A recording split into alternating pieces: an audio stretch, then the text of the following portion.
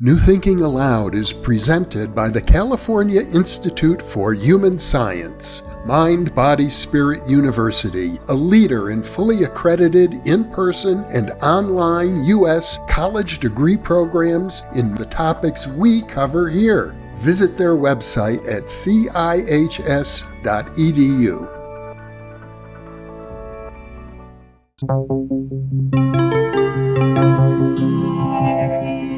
Thinking Aloud.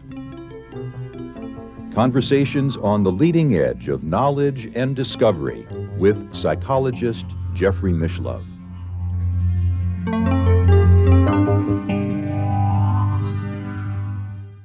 Quick note, I'm conducting a 4-part seminar series with Leslie Keene, Danny Sheehan, James Tunney, and Alan Cohen called One Step Beyond: How the Paranormal is Changing Religion and Our Own Spirituality. For more information on that, go to ChristopherNaughton.com.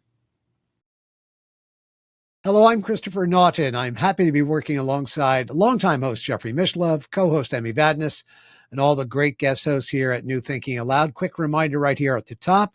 Please click on like, comment, subscribe, ring the bell. It helps get programs like these out to people like you. Well, you could argue that they were the biggest cultural phenomenon of the past century. But whether you believe that or not, the Beatles had an indelible impact, not only on pop culture, but on our beliefs and consciousness. My guest today is Joanne DiMaggio. She's a researcher, teacher, and past life therapist, and also the author of numerous books, including Soul Writing, Conversations with Our Higher Self, and her latest is The Inner Light, How the Beatles Planted the Spiritual Seed in Our Souls. She joins us today from her home in Charlottesville, Virginia. Joanne, thank you for joining me today. It's a great pleasure to have you here again on New Thinking Aloud. Oh, it's my pleasure to be here. My question for you is, how does a nice young Catholic girl from South Side of Chicago get plugged into the Beatles and esoteric philosophies? And, what's the common ground between the two of them? Well, that was my question, which is why I wrote the book, because I couldn't figure it out for the longest time. I was wondering, what happened during those formative years. I knew I was passionate about reincarnation at one point, and then I was passionate about the Beatles. And then when the Beatles ended, I became passionate about reincarnation again. And I thought, is there some connection here between the two? And so that put me on this long journey of kind of going back in time and looking back at all of everything I wrote, all the newsletters that I had when I was president of that Beatles fan club, to get some tips, some hints that maybe the seed was planted back in the 60s, and it didn't really flourish until the late 80s. So yeah, it was a journey for sure. Everyone in our generation, Joanne, remembers this. Can you recall the excitement in February of 1964 when the Beatles first hit the stage at Ed Sullivan? You can't miss the excitement. You can't miss the exuberance. You can't miss the energy, the youthfulness, maybe even the sexuality. I mean, there is a force there that had to be reckoned with. I think it surpassed how fans, reacted to Elvis Presley or Frank Sinatra. This was a worldwide phenomena. And I would say it impacted men and women, but women really plugged in. You could just hear the screams of predominantly young girls in that audience. Yeah, I don't think we really knew why we were screaming. Later on, I sort of, looked into it a little bit further and thought about it deeper than that. But I think that that excitement was just so contagious that it just overtook us, and we had to express ourselves. I didn't scream so much as I was a crier. So it was like I was just. But it affected you emotionally. Emotionally put me on a whole different world. Absolutely. Yeah. It's interesting, of course, this is just months when they come in February 64. This is just months after the assassination of JFK. And I don't know how you can't make the connection here. A young, vibrant president is shot down in the prime of his life, very progressive, a very liberal, very open-minded, very forward-thinking president, there's this real void. And I think you say in your book, The Inner Light, that the void of JFK, youth movement of the time were also undergoing a spiritual crisis. Right. Explain that. Right. I think a lot of us were questioning just about everything going on in our lives and in the world. I know I remember the moment that they announced that JFK had been killed, and it was even my mother made a comment about the fact that I took it so hard. She said, "You've taken it harder than when a relative has died," and I think it's because, especially in our generation, we had a lot of hope in excitement and anticipation of worldwide change with the Kennedys, and there was just something very magical about them. And I think that when that was taken away from us in such a brutal way, it really it just drained us. It put a hole in us.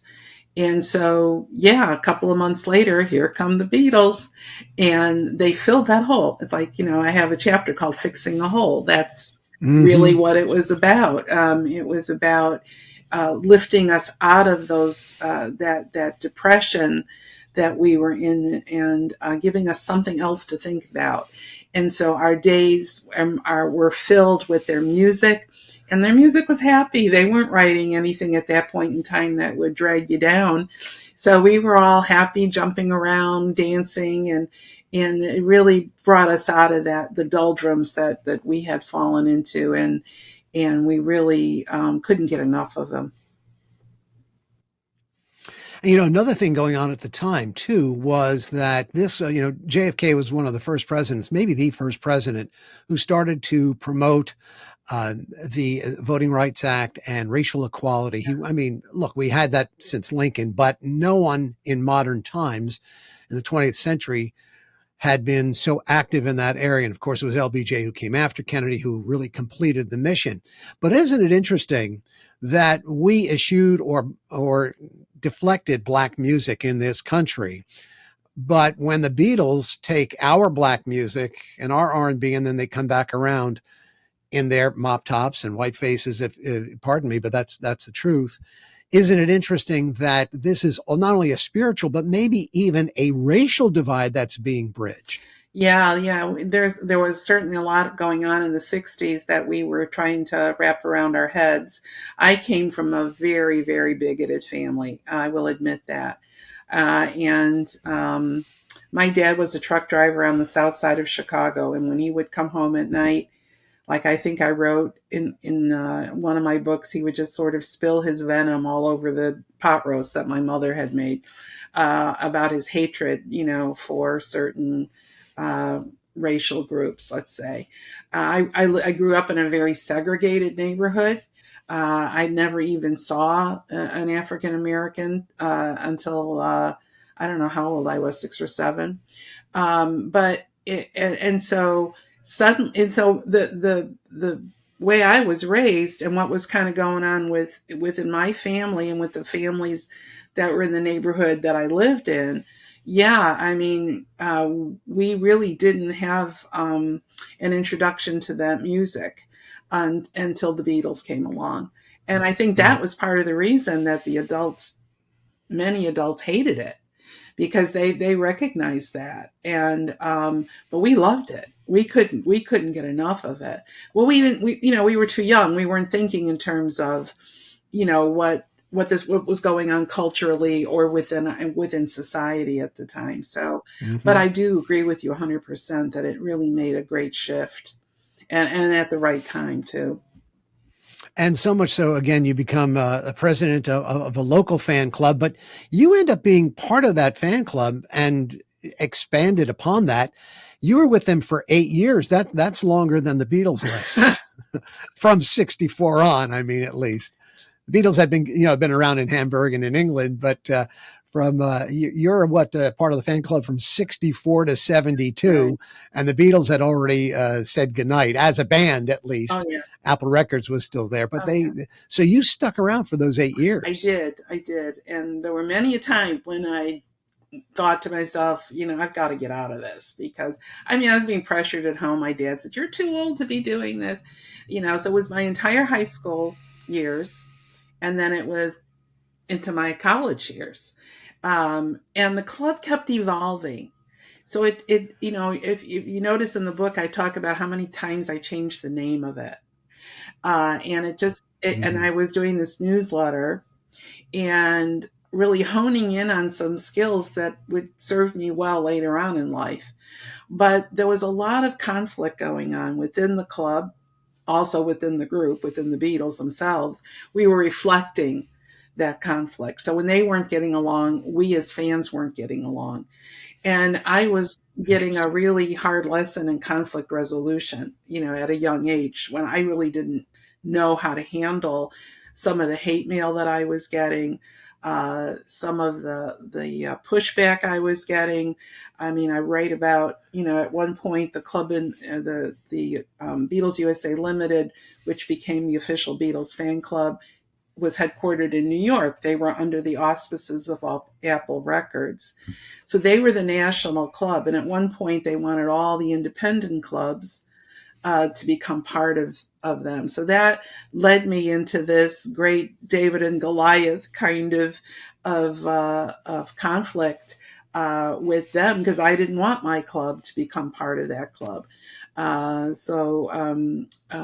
was a lot to it. Obviously, I engaged the help of a local disc jockey, but eventually I got worn down. There were about 100 fan clubs in the country at the time, and at the end, 3 of us were the last of the holdouts.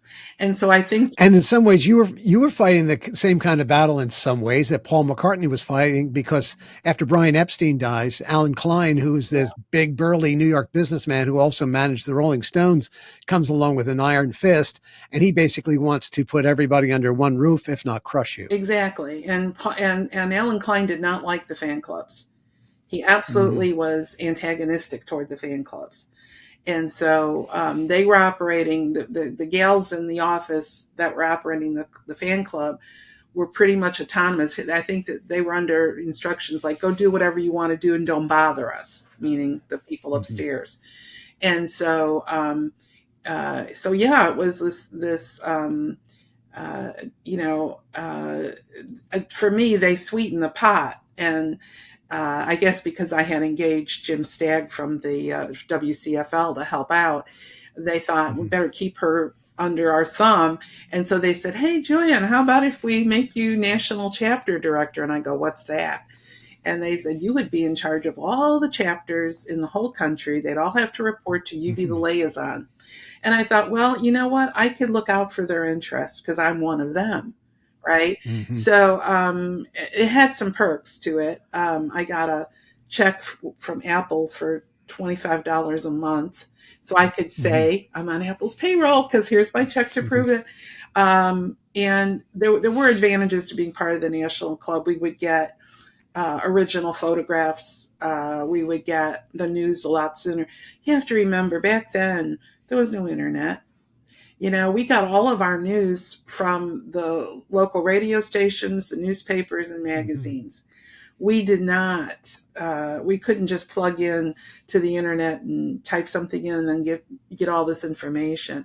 And some of my members were complaining that my information was old.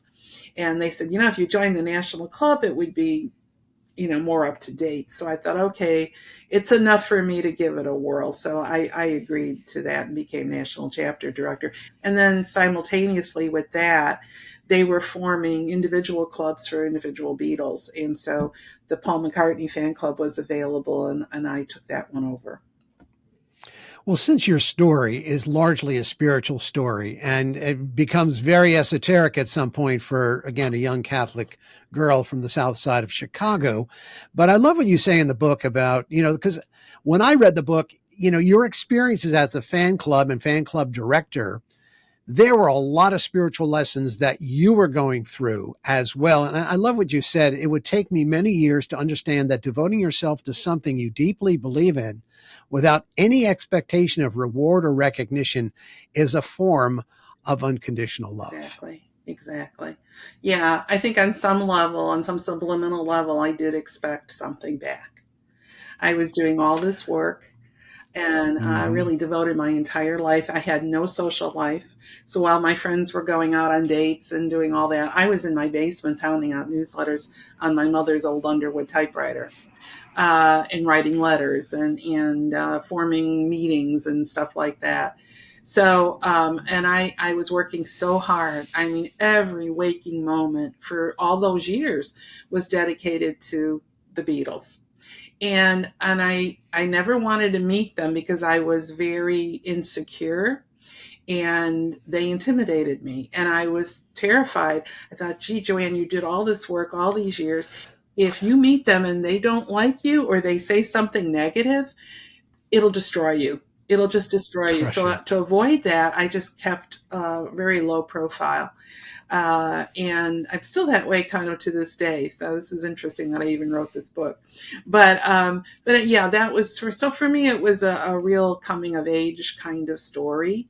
When I really looked back on it and I realized, if you really truly, if I really truly loved them and loved the work that I Hmm. was doing and really believed Hmm. in this whole idea of networking, then I wouldn't expect anything in return, because that's, I'm doing something that I'm sort of, my soul is programmed to do. And that's really part of the whole lesson about unconditional love. But I didn't figure that out at that young age. No, and you did get something much greater back in return, because you would not end up working with soul writing and past life regression theory and therapy, I should say, and interest in reincarnation and all things esoteric until you go back over some things dealing with the Beatles. Because in my estimation, the Beatles were always one step ahead of the culture. Here they burst out of the gate with their skinny ties and their black suits and their mop tops, and the exuberance and the passion is unparalleled. And then while other bands are catching up, they decide, wait, we're going to stop touring. We're going to go into the laboratory of the studio, and we're going to ditch the black and white and the mop tops, and we're going to become multicolored wizards, and we'll engage in lysergics and other hallucinogens and see and expose one another to other worlds. And while the rest of the rock world is catching up and, they're taking their LSD, the Beatles now have already jumped off of that ship. And now they've taken us into the world of meditation and Eastern mysticism and spirituality. And so whether you were conscious of it or not, you were on that journey with them, as so many of us were, but you more intimately than us. Yeah. Well, I always thought Beatle fans were like little sponges. We were so totally dedicated and so involved that anything and everything that they did or said, I mean, and a lot of it we didn't understand as it expanded. But we took it in. We took it in. We took it in. And so yeah, so as they were going through these different changes, you could see the fan base was shifting a little bit as well. And so sometimes, we would lose people. Like, when John made a statement about being more popular than Jesus, we lost a lot of members because they said, we can't go there with them. When, Paul admitted that he took LSD, we lost another batch of members. We can't go there with them. When they went to India and started studying with the Maharishi, same thing happened. This is too far out. We can't do it. But there was a core base of fans who stuck with them no matter what. And I was in that group. So yeah, we couldn't help but evolve because they were, we were on the Beatles, train and on the Magical Mystery Tour, and we just went with Mm-hmm. them. Yeah. A lot of folks, myself included, often look back in Beatles discography history and, jumping off point for when they went from, mop tops, if you will, to hallucinogenic explorers or explorers of the East, etc. Many people refer to Tomorrow Never Knows, which is the last song on the Revolver album. But before we get to that, you raised something really interesting, which I hadn't heard before. You believe that the song Rain, I think you said it was the first Beatles release that suggested new altered states of consciousness. And what you say here, Joanne, is it's not just in the lyric, but in the music itself. In some ways, I think you're suggesting this is a forerunner to Tomorrow Never Knows. This is a forerunner to Sergeant Pepper. What was different about that, do you think, that made you say, we're going in a much different direction here? Yeah. Well, I I didn't know this at the time, but later found out that John felt that this music represented how he felt when he was in this disoriented state. You know, he heard it, he heard like Eastern religious chants, and he found a sound that reflected his, what he said was his stoned consciousness. We didn't know Mm-hmm. that at the time, but that's what that what I've read since about how that came about. And so that was a completely different sound for us, obviously. And Yeah, there was backtracking in that. There were a cacophony of sounds coming in. The harmonies on Rain are just amazing. mhm, Beach Boys level, Beatles level of harmonies, and I think the notion was this sounds a little bit like an Eastern religious chant mhm, coming in when Lennon had his headphones on. yeah. So it really is a precursor to this song, Tomorrow Never Knows, last song on Revolver. That song, which has great spiritual import, coming from the Tibetan Book of the Dead, actually quoted from a book by Metzner and Richard Alpert, who became Ram Dass, and others about the psychedelic experience. And this is not a George Harrison song. This is not coming from the shaman of the group. This is John Lennon, John again, who's right, who's basically tracking the Tibetan Book of the Dead. right. Yeah, he said that he wanted to create in words the sound that like a suitable guide track of his LSD experience, basically. So Mm-hmm. yeah, I love that. That's my favorite Beatles song. Is it It really really? is. Yeah. And was it back then? Yes. Because it's one of those songs that, you may not get or grasp right away, like a Helter Skelter or something that is somewhat chaotic, but what's going on in this song is Well, when multi-layered. I talk about planting a seed, think about the words from that song. I'll play the game existence to the end of the beginning. Mm, That's reincarnation in a yeah. nutshell. Okay. And all the words to that piece, that's why I would play it over and over and over, because it was talking to me. It was saying something to me. You know, our generation, uh, we were very, very fortunate in that the music that we had, and not just from the Beatles, but, the Moody Blues, Simon and Garfunkel, there was a level of profoundness to it. It took you deeper into your soul, and Hmm. made you think. And you could just lose yourself in it. You could, if you were, if you were feeling down or what, you'd go to your room and you'd sit there and you'd play it over and over again. And that's what this song was for me. So I thought, what does that mean? I'll play the game existence to the end of the beginning. Mm, What does that mean? Sure, that wasn't an original John Lennon lyric, but it was hmm. the whole concept of it. And I knew that's where his head was. And so even before George got into all of this, John was sort of leading the way. I mean, they kind of went in a different direction later on. But initially, John was the one experimenting with these sounds and looking for material, that was a little deeper than I Want to Hold Your Hand. So it was really Yes. important to us. Yeah. Turn off your mind, relax, and float downstream. It is not dying. Lay down all thoughts, surrender to the void. It is Yeah. shining. That you may see the meaning of within, it is being. Wow. That, again, is far past puppy love and Yeah.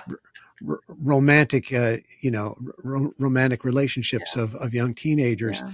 And not only, of course, reincarnation, which is beautifully cited here, but of course, the whole notion of meditation Meditation. about turning our minds off and of course, this is going to open up the door to Sergeant Pepper. Mhm. And I want to get your reaction here because I love what you had to say in the book. But of course, this is the overtly spiritual song among several, perhaps, but certainly the most overtly spiritual tune on their perhaps greatest album ever, Sgt. Pepper.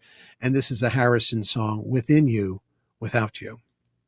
Joanne, you didn't like this song at the beginning. You're a Beatles fan and you put on Sgt. Pepper, but you skip that song every time. I did. I admit it. I did. I didn't like the sound. I did not resonate to that sound whatsoever. Well, you and I may have had some tough experiences in India, perhaps, because I think so. I've never, I mean, I love the song now, but the whole Ravi Shankar and the Eastern, the tambura and that sort of thing, initially at least, didn't pull me in. In fact, if anything, it pushed me away. It did. And so the unfortunate part about that was that because I skipped over it, I didn't listen to the words. I missed those lyrics completely. And it's a shame because they're beautiful. They just totally encapsulate what I believe in. But it took me a while. I don't know how I made the transition. I still to this day am not crazy about that music, that sound. But the word, but I get past it because the words are just so deeply meaningful. And they very, very succinctly reflect the work that I'm doing now. And so, I think that was just an important introduction. And I started to pay attention to Mr. Harrison a little bit more after that. Now, it was actually before that, chronologically, you're going to help me out here. This is the quote that got John Lennon in a lot of trouble, especially here in the States. Christianity will go, Lennon said. It will vanish and shrink. I needn't argue about that. I am right and I will be proved right.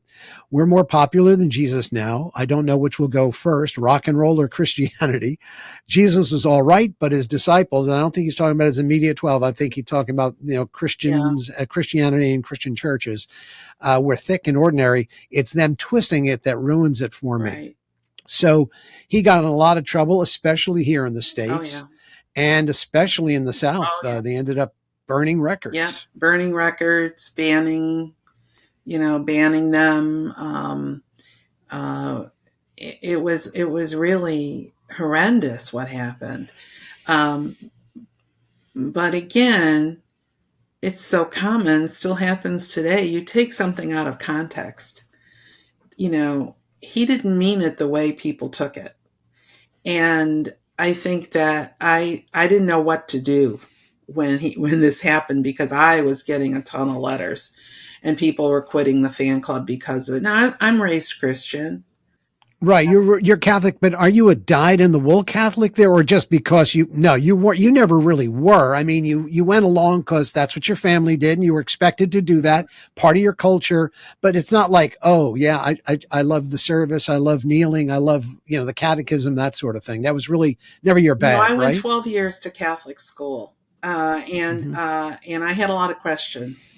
A lot of it didn't make any sense to me. So I was always, as a child, even 7 years old, looking for answers and I wasn't getting them from anybody in the church. So no, I mean, as far as him saying about Christianity going and all of that being more popular than Jesus, I knew what he meant. And I thought to myself, well, what am I going to do now? I'm president of this fan club. I have a soapbox in my newsletter. Should I get up there and say something? So I finally did. I did write an article defending him and saying, I knew this is what he really meant. And we were just hoping to write it out. And I know that they had to address it. They had to address it, ironically, at the press conference they had in Chicago when they were on tour. It's the first one, right? It was the first press conference after this statement. Right, exactly. But even though they addressed it, it didn't really, in my opinion, didn't tap down the antagonism that was there, and it just showed that people were very narrow-minded and were quick to judge. And I didn't think of it at the time that he was saying, okay, look elsewhere. don't look at Christianity anymore. Look outside the box. But in reality, that's what the Beatles did for us. And I've quoted some when I interviewed other Beatle fans for the book. There's a whole chapter in there in which I'm asking people, did they have any influence on your spiritual journey? And a lot of them said, yeah, they said it was okay to look outside the box. And these are people who are not necessarily Catholic, but, other religious beliefs. And they, it's like, it's okay. It's okay. So I felt like, thank you for giving me permission, because I didn't have permission up until that point. It was like, you believe what you're told and that's it. So yeah, that was a big breakthrough moment. And it was the first real crisis that I remember that we went through with the group. And I thought, oh, this is going to be a PR nightmare for them. And it was. So, but they, greatness breaks through, and we managed to get past that. I like what he said in the conference. He said, if I had said television instead of Beatles, I might have gotten away with it. Also, he said, I don't know what's going to go first, rock and roll or Christianity. It might be a tie, because in some ways rock and roll has passed away or is on life support, and so is Orthodox Christianity. Yeah, you might. Yeah, that's a very good observation. I agree with you totally. Yeah.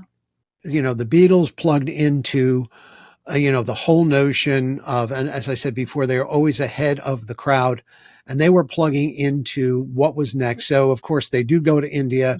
They do meet up with the Maharishi.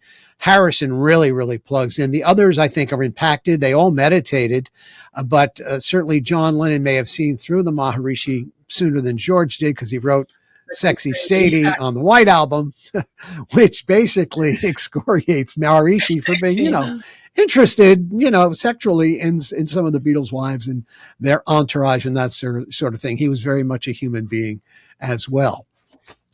But the White Album, I think they basically created the White Album when they were there. Much of it was written there, right? When they were there in India. And also, I think that if you take everything away from that time that they were there, Ringo only lasted 2 weeks, and then he said, I've had enough of this, I'm going. Then Paul went somewhat right after that. John hung in there with George for a while longer. We had no idea that Sexy Sadie was about what it was about at the time. They did learn the transcendental meditation from the Maharishi. And if nothing else, that is something that they took with them many, many years. And to this day, I know that Paul still does the meditation. So if nothing else, if it had no other purpose than to do that, I mean, it had a much deeper meaning for George, obviously. Because I have this quote that I love that Ravi Shankar said about George, that he was talking about how George was so immersed in Indian culture. And he said, well, and then how he wanted to learn how to play the sitar. And he goes, well, that none of this makes any sense unless you believe in reincarnation.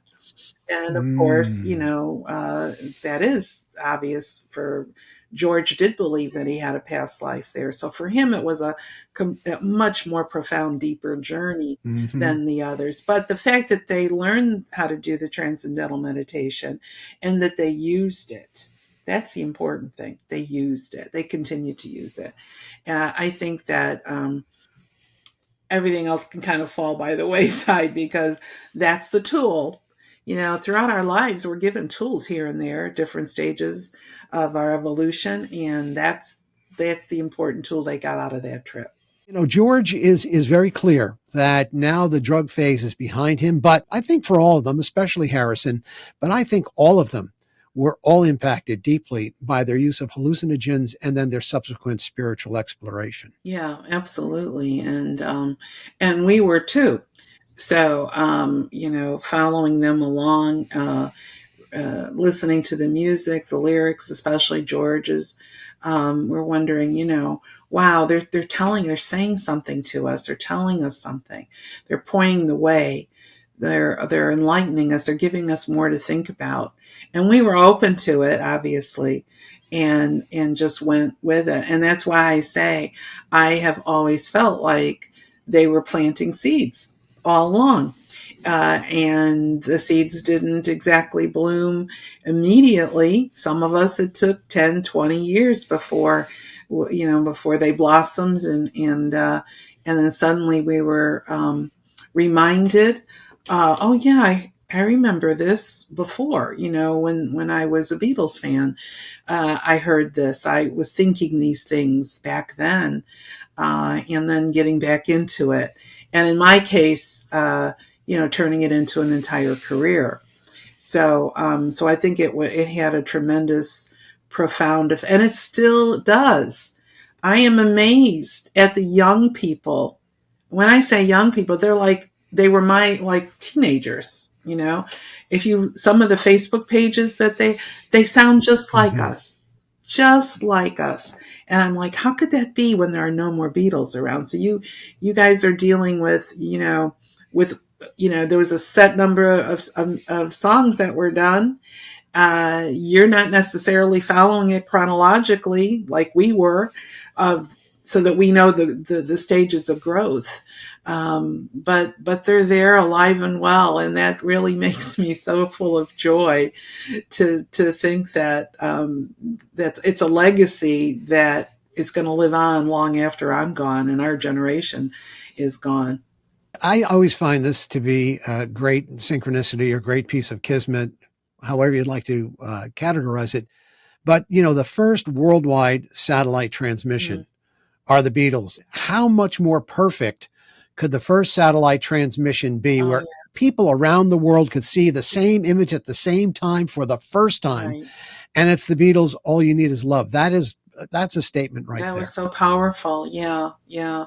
Actually, I met a man who was in the studio at the time, and part of that group that were singing with him. So what a thrill that was. Yeah, I remember that, and I thought, wow, this is just so powerful. And it resonated, I think, on a very, very deep spiritual level. But the fact that it did go across the entire world, I think, it set the stage. I think it set really the stage, I think, for John as well, because, his wanting to, give peace a chance and all of that, and wanting to get that message out to everybody across the universe, I think is something that got its start there in with that song.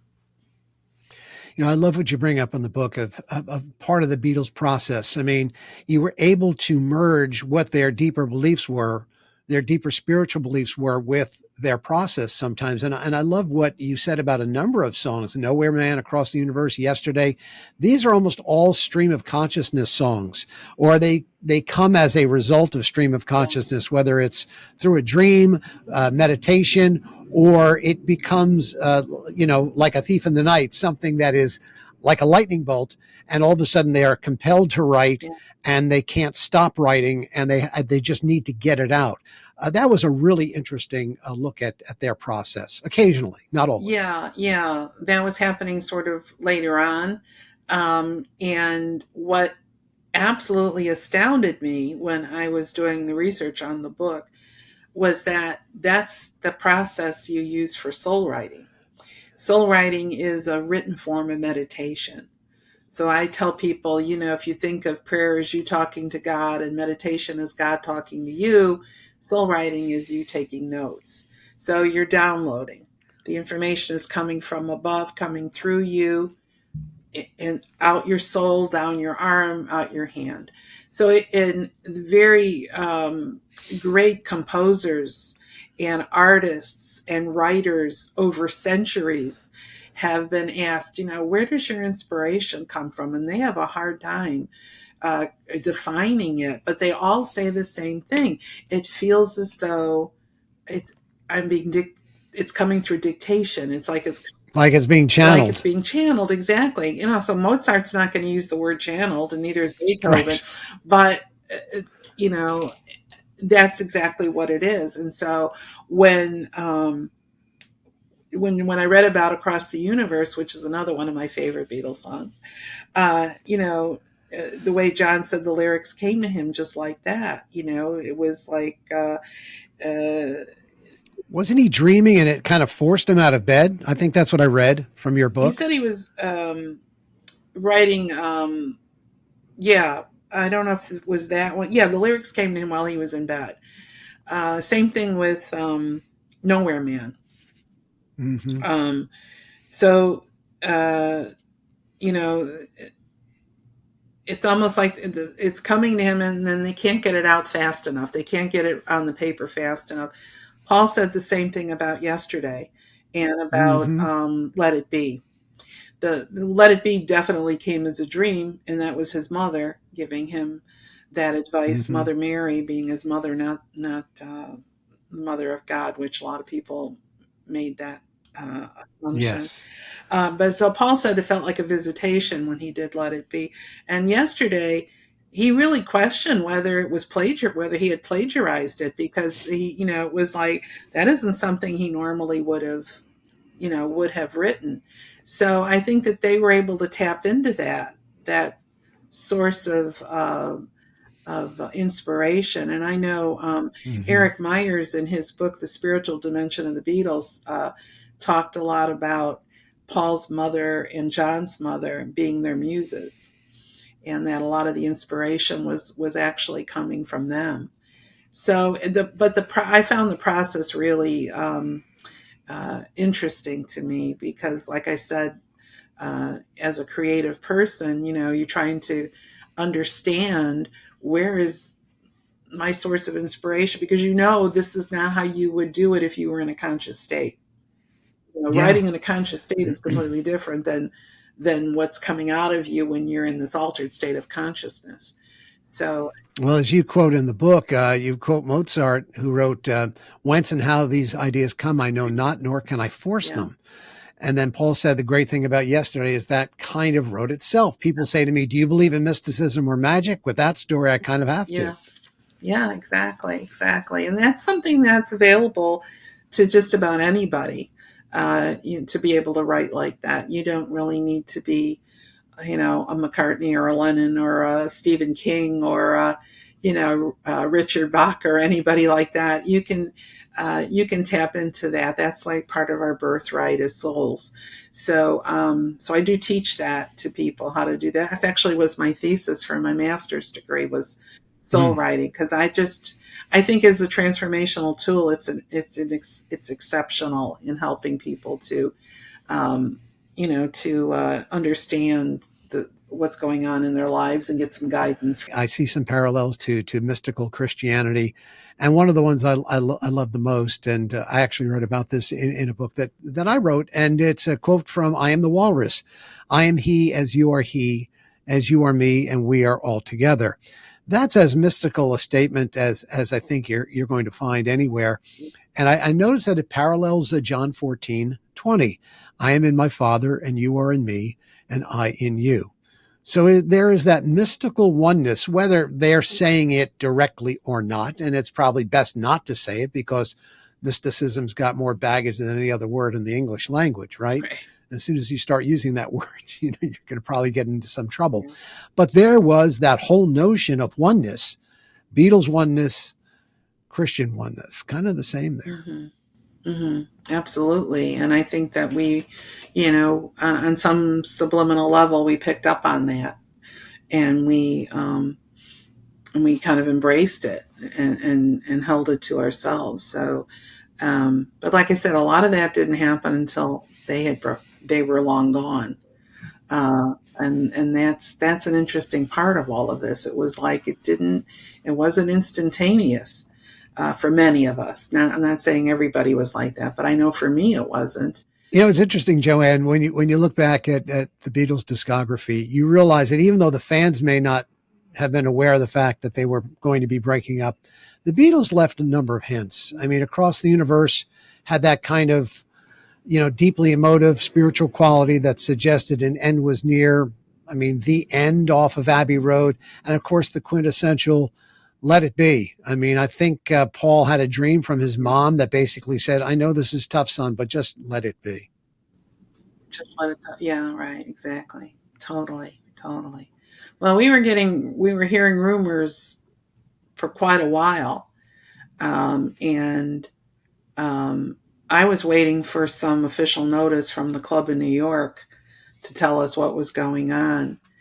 And when the Beatles left, like when Paul left the group, we thought, well, maybe it's a temporary Mm-hmm. thing. Maybe it's like it's a family and they just had a little bit of a spat, but it's okay. They'll be back. Um, we could see the writing on the wall, when Yoko came Mm-hmm. into the picture, when Linda came into the picture. I mean, we knew things were not the same. I mean, we could see that. And yeah, Let It Be was I think, the big wake up call. But what was happening was,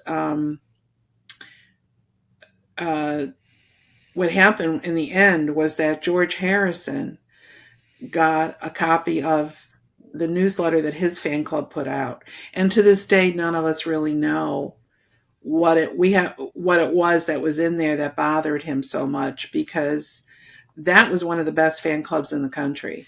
The president of that fan club was friends Mm. of the family, and was had a good relationship with George's father and his sister.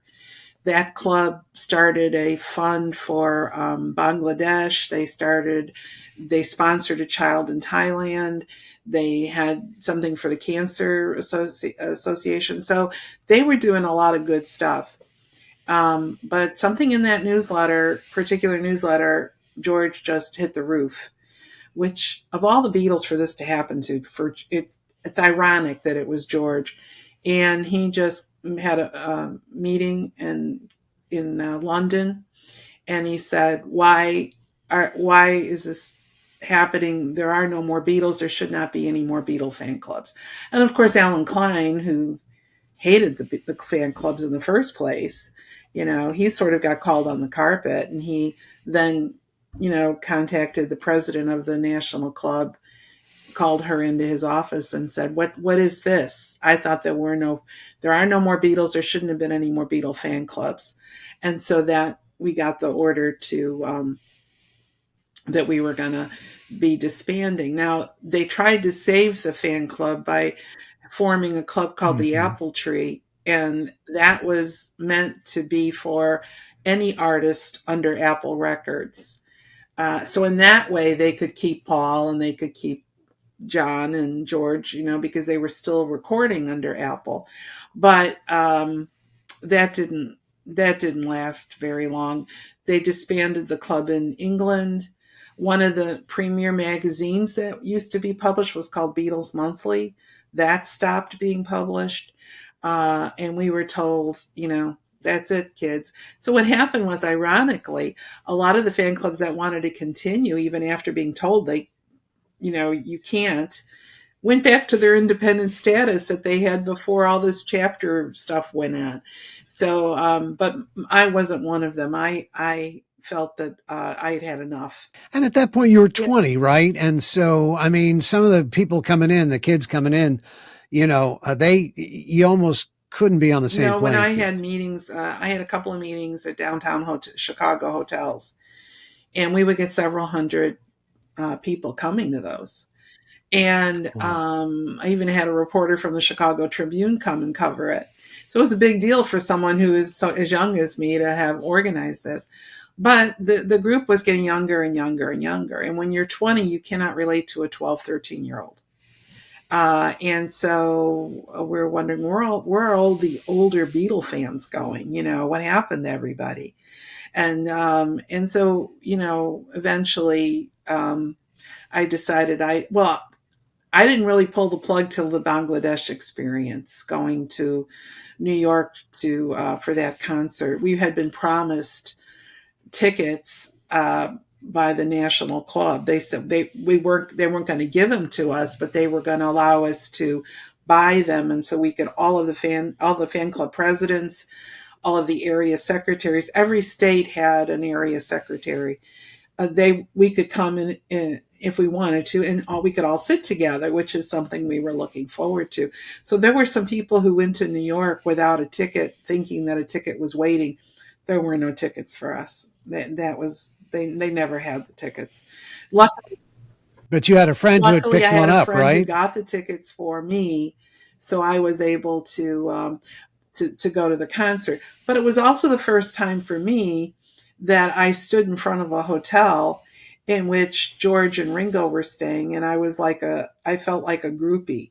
I was just kind of, and I didn't want to do it. I was always actually appalled at the thought that some fans would fly to England and stand in front of the Beatles' homes. I had one friend from New York who went and went all the way up to Scotland to his farm.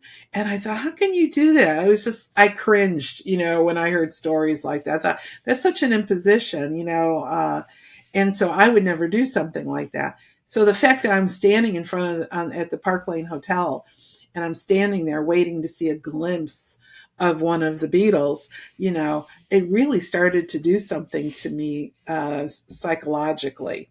And suddenly I'm replaying the last 8 years, of all the money that I spent, the time that I put into it, the loss of Hmm. friendships over it.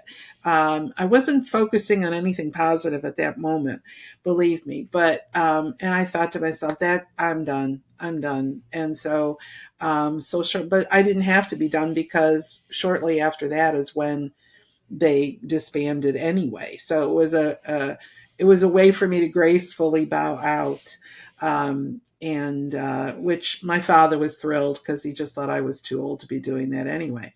But stopping the fan club, um, all of a sudden my whole life changed, because suddenly the phone wasn't ringing anymore. I wasn't getting any tons of mail like I used to. I was sort of lost for the longest time. And, I finished college, started a career, got married, had a family. And then 1987 comes along, and here comes Shirley MacLaine with Out on a Limb being a miniseries and talking about reincarnation. And that put me on the track of becoming a reincarnation researcher and therapist and author. And so it brought me to who I am today. And you probably went back and rediscovered some of those lost pearls amidst the Beatles' field of music, which did reference mysticism, which did reference reincarnation. And, it's interesting. The Beatles, in some ways, have left us with a legacy, and whether we directly were involved, like you were with the fan club, or not, all of us have been impacted. Because when you think about it, today's largest or fastest growing religious group are the nuns, Nones, the spiritual but not religious. And when you think about it, all four of them, to the degree they discussed it, had a perception of a God that was unlike anything in the West. George was a little bit more adhered to the East, but even people like John Lennon and Paul McCartney had very esoteric notions of what God is. I know you quoted it in your book. I had heard of what Lennon had said 3 days before he died, where he basically said, we can move to an age where there's not a delineation between Christian and Jew, between Hindu and Islam. I mean, imagine this would be true religious freedom. And if there is a God, we're all part of it. That's again, without calling it a mystical statement, it certainly would be heresy with Orthodox religions.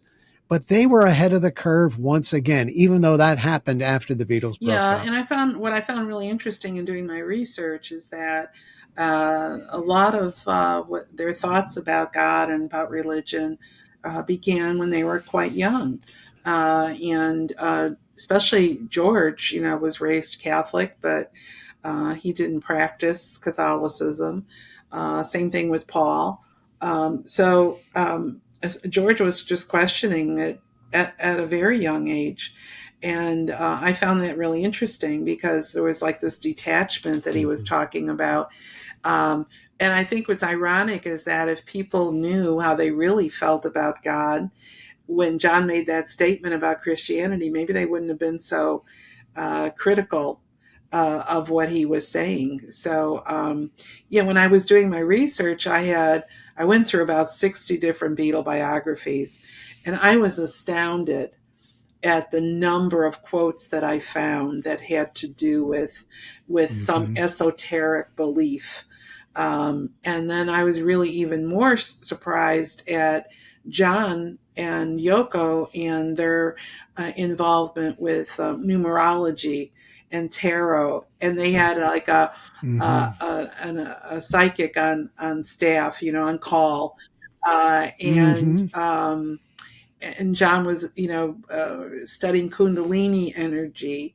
And they did believe in reincarnation because John talked about that. They did had some Egyptian artifacts in their home, and I mean there was a lot there that the average fan really didn't know what was going on, but it all added up to this constant evolution that they were going through, that we were sort of trailing behind a little bit, but nonetheless we were doing it as well. Well, when you think about it, Joanne, even though there had been forerunners before them, I'm thinking, Ralph Waldo Oh, Emerson yeah. and the Transcendentalists, Yogananda, Houston Smith, Aldous Huxley, introducing us to Vedanta, Eastern mysticism, Hinduism, Buddhism. But not until the Beatles come along is it mass, not produced, but, Yeah. exclaimed. And it's only when they come along, and certainly with going to India with the Maharishi, that whole notion of that other hemisphere in our brains, in our world, now starts to connect with our Western rationality. And without the Beatles, that Right. doesn't happen. Right. And this nothing's happened since then, as far as that kind of an Mm-hmm. impact from a musical group, at least. I'm not Right. sure. Um, it, we were raised in a religion. I mean, like I told you, I was raised Catholic, but so I had some sort of a religious foundation, some sort of a belief, which I questioned, of course, but it was still nonetheless there. And then this opened a new road for me. It was like you come to the fork in the road, and which way are you going to go?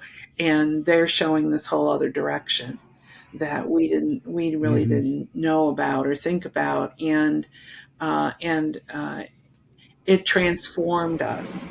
And if you read the comments from the Beatle fans in that one chapter in my book, it's not just me saying this. These that yeah, and everybody else that I talked to that went through it when I did not. They weren't the same coming out of it as they were going into it. That's for sure. So it was a very profound experience for all of us. Just a comment or two before about the passing of Lennon and Harrison. I mean, both of them experienced violence. George before the end, but I think he had already contracted cancer. I'm not sure. He was stabbed in Right. his home, I believe in Maui, not in England. And then, of course, John dies the most violent of deaths of being shot Yeah. um, in front of the Dakota. I don't know. Maybe they would have looked at this and said, hey, it was part of our karmic makeup, our karmic I destiny. don't know. I think I've read that John was always worried about having an early death, and that the Right. psychics around him could see that was a possibility, but they never Mm-hmm. said anything to him because they didn't want to add to his fears about it.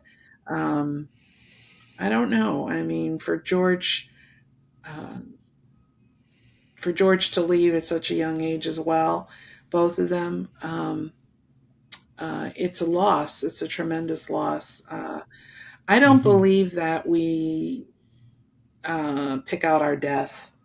In all the work Mm-hmm. that I've done in that area of life between life, That's, I mean, I do think we have exit points that we say, I'm pretty much Mm-hmm. done here. I'm going to move on. Mm-hmm. And in moving on, maybe, at that, it generates a whole other set of experiences for people who are responding to that loss. Mm-hmm.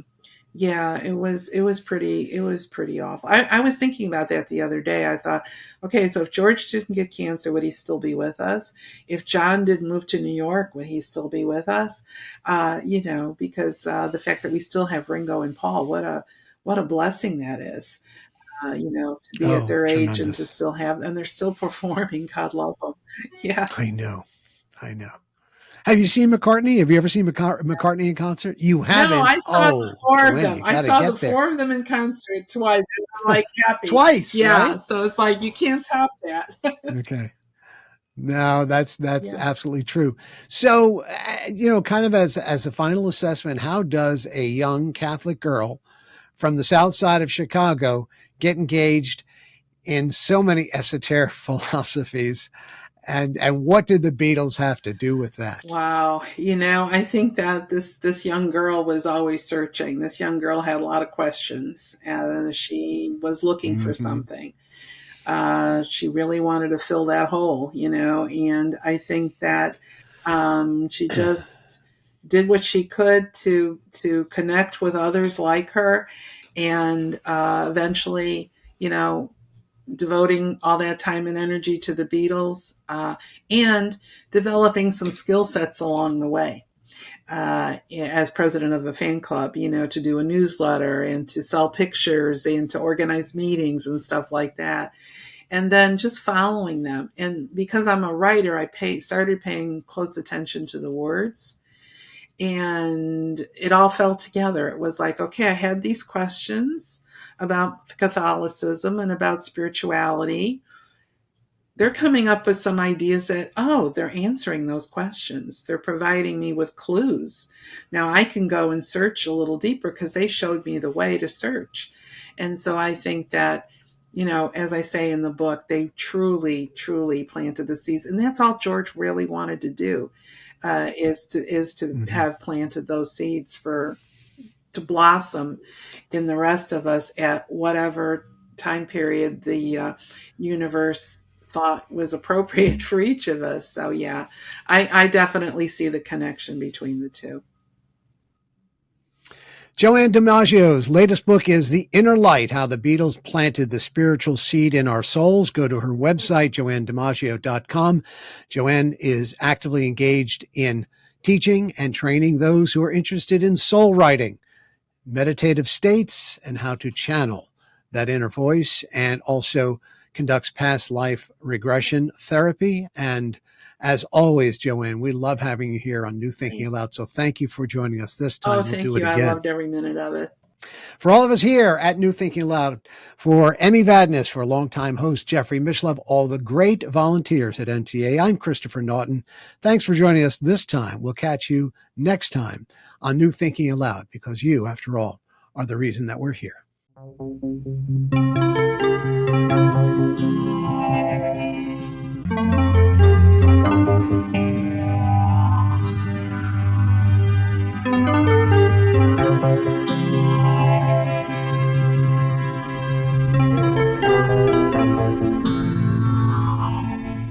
Book 2 in the New Thinking Aloud Dialogues book series is a tribute to parapsychologist Russell Targ, celebrating his 90th birthday. You can now download a PDF copy or order a beautiful printed copy of issue 6 of the New Thinking Aloud magazine.